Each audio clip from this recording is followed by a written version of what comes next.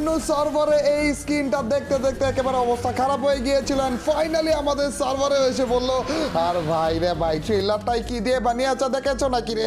দূর গাইস, আমাদের এই যে ইভেন্টের মাধ্যমে আগে আমাদের স্ক্রিনটা দিতে হবে এবং তারপরে যে ফুল আপডেট করতে হবে। আর এই ইভেন্টে আমার কখনো এমন হয়নি যে প্রথমের দিকে পেয়ে গিয়েছি, সব সময় একেবারে লাস্টে সবগুলো পেয়ে গিয়েছি। আর তারপরে যে সবার লাস্টে যে দিয়েছে আমাদের হচ্ছে মেইন জিনিসটা, আর এইখানেও আমাদের সবার লাস্টে রয়েছে হচ্ছে শর্ট গানটা। ওইটাও কি রে, আর 3টা আইটেম বাদি থাকতেই দিয়ে দিয়েছে রে ভাই। প্রথম মনে হয় এত আগে দিল, কখনো দেয় না ভাই, সবসময় লাস্টে দেয় ভাই।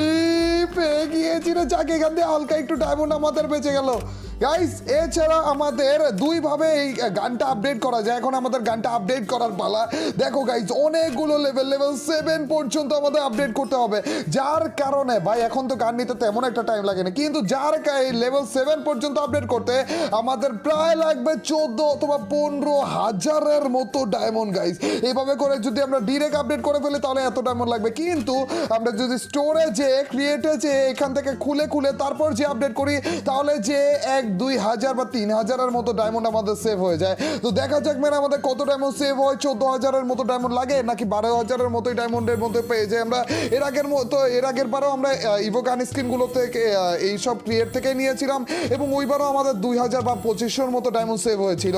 দেখা যাক মানে এখান থেকে আমরা অনেকগুলো বক্স একসাথে খুলে ফেলেছি, কারণ এই কয়টা বক্স, এতগুলো বক্স খোলার পরেও আমাদের ফুল হবে না ভাই। লেভেল 7